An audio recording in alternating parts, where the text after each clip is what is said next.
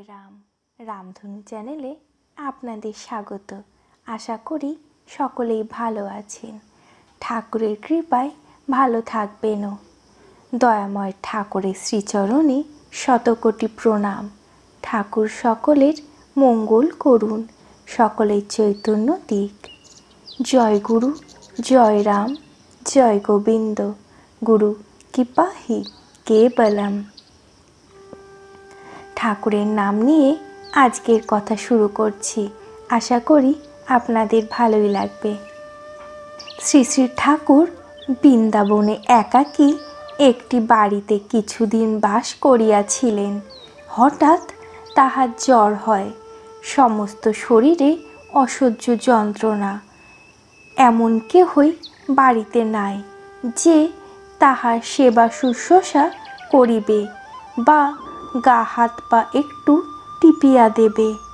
সমস্ত দরজা জানলা বন্ধ করিয়া ঠাকুর রাত্রিতে শুইয়া যন্ত্রণায় ছটপট করিতেছিলেন। ওই সময় মনে হইল কে যেন ছোট্ট দুইখানি হাত দিয়া তাহার পদসেবা করিতেছে।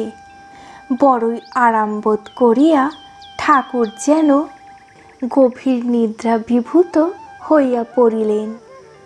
প্রত্যুষে নিদ্রা ভঙ্গের পরে রাত্রিতে কে তাহার পদসেবা করিয়াছে ঠাকুর তাহার অনুসন্ধান করিলেন, কিন্তু কোনো সন্ধান পাইলেন না।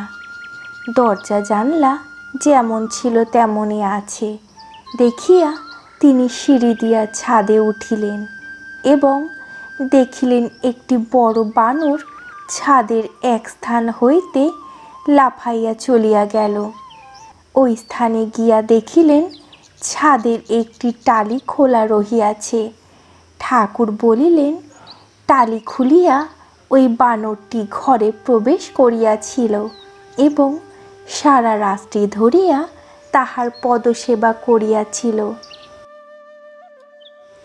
আজকে তাহলে এখানেই শেষ করছি। ঠাকুরের কথা শুনতে আপনাদের কেমন লাগছে অবশ্যই জানাবেন। আর ভালো লাগলে একটি লাইক, শেয়ার, সাবস্ক্রাইব করে পাশে থাকবেন। আপনাদের সহযোগিতা আমাদের আগামী দিনে এগিয়ে যেতে সাহায্য করবে। ঠাকুর সকলের সুমতি দিক। জয় রাম।